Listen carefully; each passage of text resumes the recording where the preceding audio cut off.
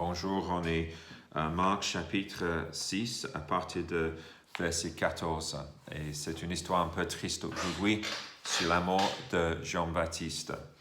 Donc, le roi Hérode entendit parler de Jésus car son nom était devenu célèbre. Il disait, Jean-Baptiste est ressuscité et c'est pour cela qu'il a le pouvoir de faire des miracles. D'autres disaient, c'est Élie, et d'autres disaient, c'est un prophète comme l'un de nos prophètes. Mais Hérode, en apprenant cela, disait, ce Jean que j'ai fait décapiter, c'est lui, il est ressuscité. En effet, Hérode lui-même avait fait arrêter Jean et l'avait fait enchaîner en prison à cause de Hérodiade, la femme de son frère Philippe, qu'il avait épousée. Quand Jean lui disait, il n'est pas permis d'avoir pour femme l'épouse de ton frère. Furieuse contre Jean, Hérodiade voulait le faire mourir, mais elle ne le pouvait pas, car Hérode redoutait Jean. Sachant que c'était un homme juste et saint, il le protégeait. Après l'avoir entendu, il était souvent perplexe, et c'était avec plaisir qu'il l'écoutait. Cependant, un jour propice arriva lorsque Hérode, pour son anniversaire, donna un festin assez grand, aux chefs militaires et aux personnalités de la Galilée. La fille d'Hérodiade entra dans la salle, elle dansait et plut à Hérode et à ses invités.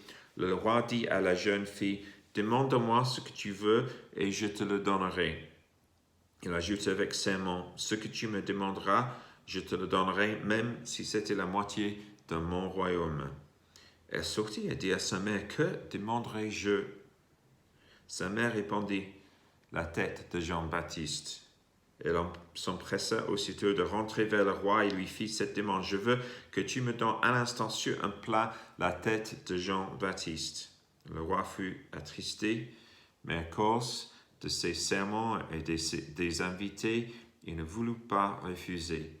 Il envoya sur le champ un garde avec l'ordre d'apporter la tête de Jean-Baptiste.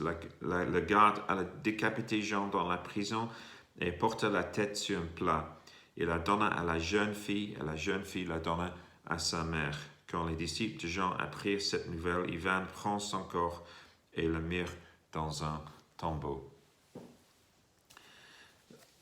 Dans les premiers versets de ce chapitre, les gens sont en train de demander qui est Jean-Baptiste. Certains disent il est un prophète, comme dans l'Ancien Testament. D'autres disent il est Élie, un grand prophète de l'Ancien Testament. Et Hérode dit mince, c'est Jean-Baptiste qui est revenu à la vie, celui que j'ai décapité.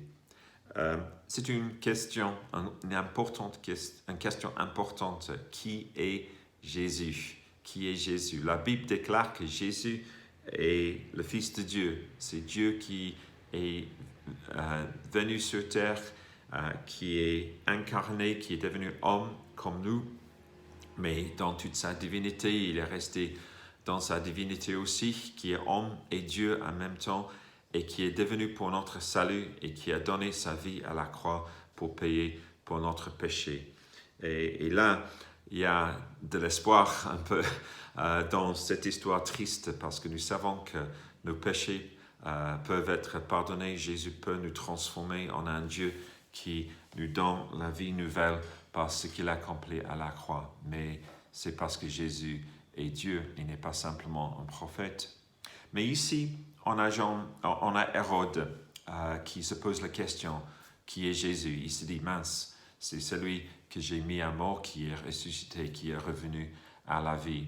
Donc Hérode, il y a en fait environ 5 Hérodes dans la Bible. L'Hérode ici, c'est pas l'Hérode qui était roi au moment de la naissance de Jésus, mais en fait c'est Hérode Antipas qui était un tétrarque, c'est-à-dire un peu un gouverneur, pas vraiment un grand roi, mais il était un tétrarque de Galilée et de la Pérée, donc un peu dans le nord d'Israël à l'époque. Et voilà, il était gouverneur et en fait, il a épousé Hérodiade, donc il a divorcé sa première femme, il a épousé Hérodiade, qui était la femme de son frère. Et en fait, elle était aussi probablement aussi sa nièce. Mais voilà, c'était quelque chose qu'il n'aurait pas dû faire. Et c'est Jean-Baptiste qui a annoncé la venue de Jésus, qui était prophète dans cette région, qui a dénoncé ce que Hérode a fait, parce qu'en fait, c'était contre la loi de Moïse. C'était, si vous voulez voir Lévitique chapitre 18, verset 16 ou chapitre 20, verset 21, ce que Hérode a fait, c'était contre la loi de Dieu. Et bon, et puis on a cette triste histoire de la mort de Jean-Baptiste. Et voilà Hérode qui, en fait,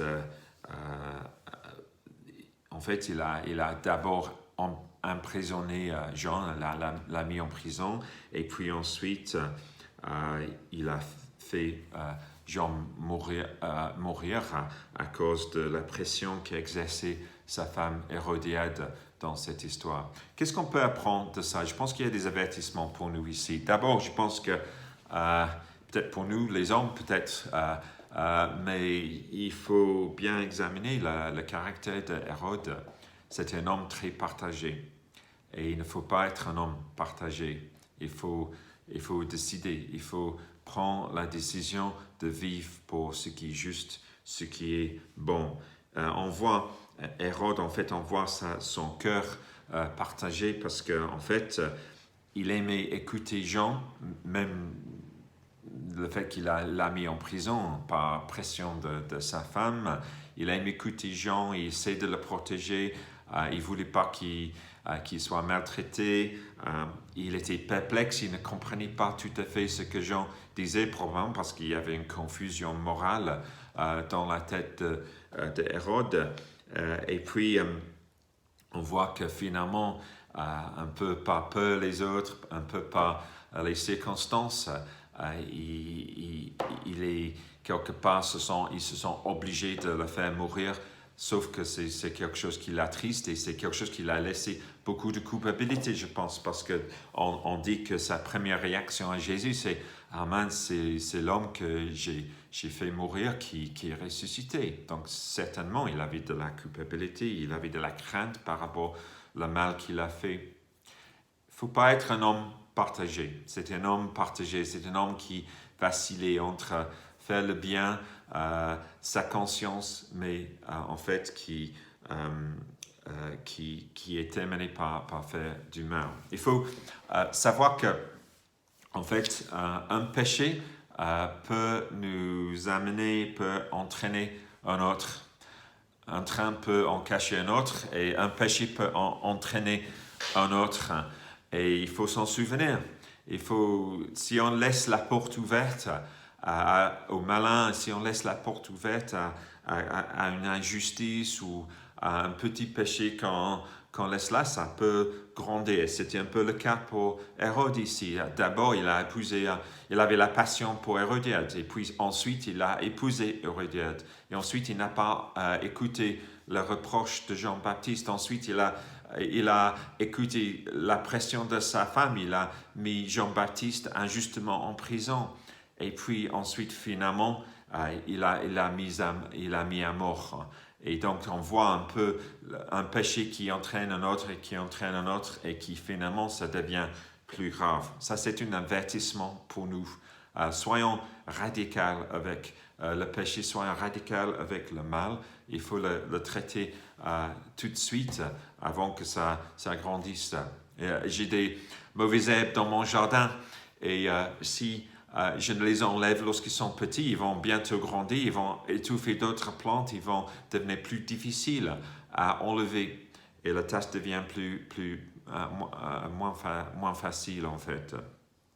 Peut-être d'autres avertissements un peu, peut-être un avertissement à avoir peur des autres. En fait, ce n'était pas peur de ses invités que Jean-Baptiste a cédé à la demande de la fille d'Hérodiade. Il faut peut-être aussi se méfier et faire attention à la manipulation, la pression que peut-être les autres peuvent nous mettre pour faire ce qui n'est pas bon. En fait, c'était par la pression d'Hérodiade que finalement Hérode, qui était faible moralement, a cédé à faire quelque chose qu'il ne voulait pas faire, et c'est-à-dire mettre Jean-Baptiste à mort. Donc, je pense que la leçon d'aujourd'hui, c'est soyons radicaux avec le péché. Attention à la pression, la manipulation des autres vers le mal. Attention à le désir de faire plaire aux autres. Attention à un péché qui peut entraîner un autre péché. Soyons radicaux. Soyons des gens comme Jean-Baptiste. En fait, le témoignage sur Jean-Baptiste dans ce passage, c'était Hérode redoutait Jean, sachant que c'était un homme juste et saint, il le protégeait. Et soyons des gens justes et saints. Ne soyons pas les gens faibles comme Hérode, qui vacillaient entre le mal et le bien. Soyons des gens radicaux pour le bien. Donc, je vous souhaite une bonne journée et à bientôt.